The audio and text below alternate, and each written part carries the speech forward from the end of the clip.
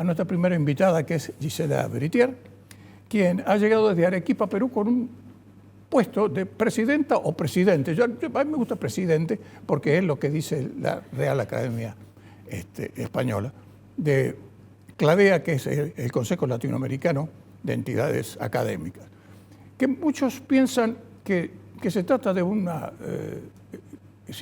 entidad más, pero no lo es así, porque tiene prácticamente casi 60 años de existencia, tiene 230 miembros, si no me equivoco, y está en los 5 continentes, ¿no? Pero contale un poco a nuestra audiencia de qué se trata CLADEA. Bueno, muchas gracias, Gustavo, por tu invitación. Sí, creo que la verdad que fue un gran reconocimiento, como dice el título de tu programa, ¿no? De Córdoba al mundo, porque la realidad es que, bueno, que esta red que nació siendo latinoamericana hace más de 60 años atrás, hoy la realidad es que, si bien su foco es la región, ya tiene influencia en más de 35 países, en 290 universidades y escuelas de negocios, porque hay que decir que la expertise son las escuelas de negocios. Es decir, globalización, mejor ejemplo imposible. No, porque además es impresionante cómo se dan las interrelaciones, ¿no?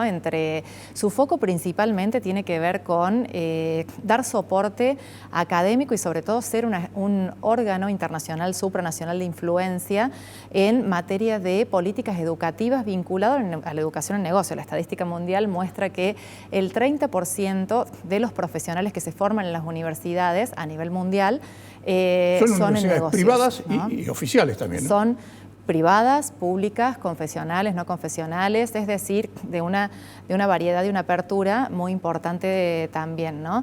A su vez también, bueno, CLADEA tiene alianzas estratégicas muy importantes a nivel mundial, como Prime de las Naciones Unidas, como con el Project Management Institute a nivel global, con las principales acreditadoras internacionales de universidades y escuelas de negocios, la norteamericana AICSB, la europea, que es IFMD, o la de Londres, que es AMBA, y donde en definitiva van viendo son las principales escuelas de negocios del mundo.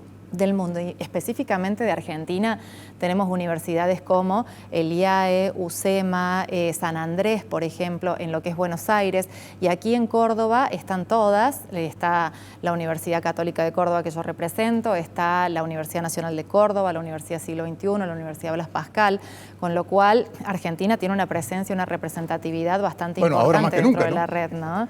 Y ahora, bueno, es la primera vez que una argentina, y ni hablar una cordobesa, estaría presidiendo, lo cual es un orgullo. Fue justo hace una semana atrás donde se realizó la asamblea de miembros, donde se hacen distintas acciones, desde aprobar el presupuesto hasta también la incorporación de nuevos socios. Hay que decir que este año se incorporaron nuevos socios, por ejemplo, de China, de India, de Londres, de Suiza, ¿no? Entre otros, y en Latinoamérica, bueno, Colombia, Perú, Ecuador, Uruguay, y también hubo elecciones a consejo directivo, donde quedaron universidades de mucho prestigio como el TEC de Monterrey, bueno, está la Universidad del Pacífico, la Universidad en Perú, la Universidad Católica del Uruguay, está la Universidad de Normandía en Francia, está la Universidad de Richmond en Richmond, Estados Unidos, ¿no?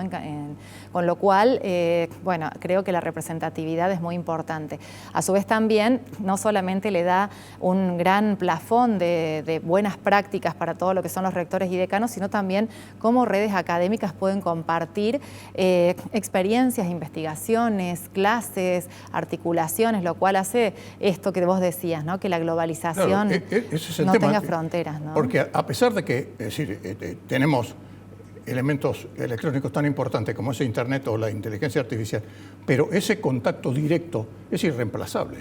Eso es irreemplazable y yo creo que esa mirada social y humana es lo que hace la potencialidad. Por eso todos los años, este año fue el Congreso 59, el año pasado hicimos en el ICDA, en la Universidad Católica, el Congreso 58. El año que viene va a ser el número 60, o sea, hace 60 años que se hacen estos encuentros a nivel global, donde va a ser en la Universidad de San Diego y en la Universidad de Tijuana, donde se va a compartir incluso el cruce por esa frontera que la vemos en todas las películas, que es justamente la frontera de los Estados Unidos en esa cruzando la muralla, ¿no?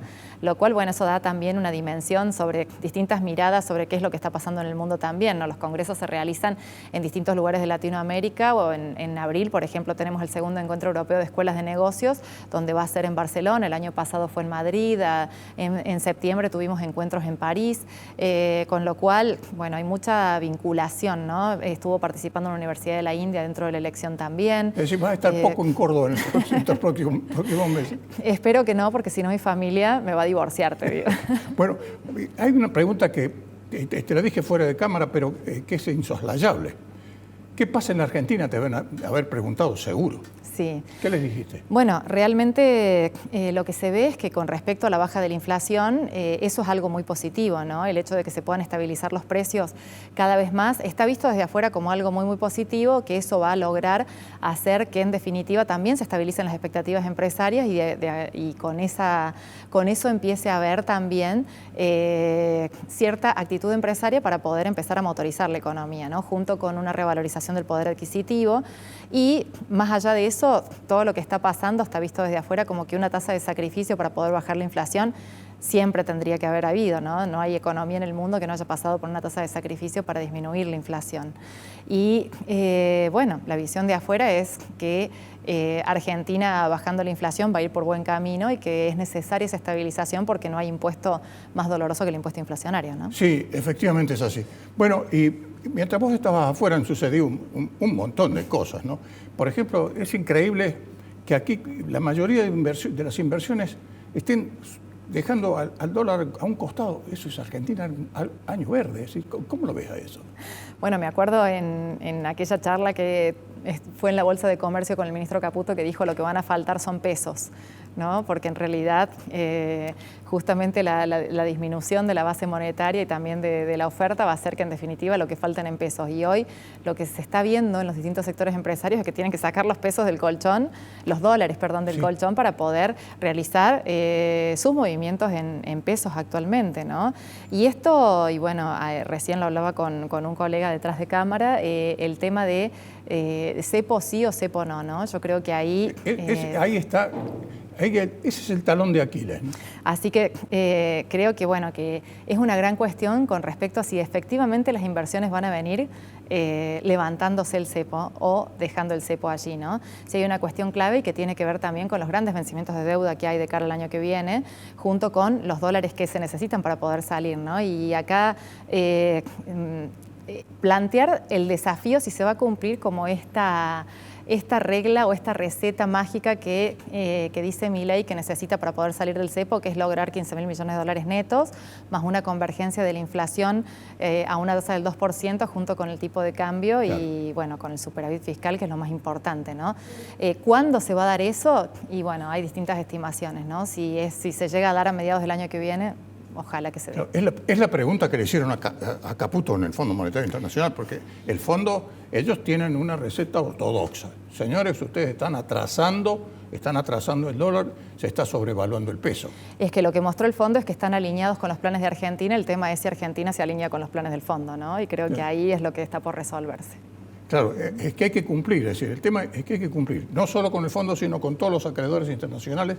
Y el desafío muy grande económico que además tiene Milei, además de todos los líos que tiene, es poder hacerlo todo eso sin que el fondo dé fondos frescos. Sí, han venido del Banco Mundial y de otros han venido 3.000 millones, pero esos están destinados a pagarlo inmediato, ¿no es cierto? Creo que hay todas esas fuentes de dólares que son súper necesarias, sumado con todas estas que tienen la expectativa con respecto a cuántos dólares van a quedar de blanqueo. Están entrando dólares de blanqueo. Hay números que muestran que ya se superaron ciertos números del blanqueo del gobierno de Mauricio Macri. Tendremos que esperar el 31 de octubre para terminar de ver los resultados. Luego qué va a pasar con el campo, un campo que no va a tener la sequía que tuvo el año pasado también, y eso cómo va a terminar impactando ciertas oportunidades, como por ejemplo con el cobre, que ahí también amanecen oportunidades con respecto a la atracción de divisas. Esto por el lado de la economía real, ¿no? Y bueno, y después la gran duda que todos estos dólares del blanqueo se destinen a la economía real. Yo creo que ahí está el quid de la cuestión para poder volver a dinamizar y generar este círculo virtuoso que necesitamos, ¿no? Sí, y sobre todo levantarle el nivel de vida a la gente, que eso es lo más importante. Tenemos 50% de pobreza. Parecían dos países paralelos, ¿no? Bueno, Totalmente. podríamos estar hablando toda la noche, pero Todo el día. me enseñas de que tenemos que terminar. Gracias, Gisela. Gustavo, un placer.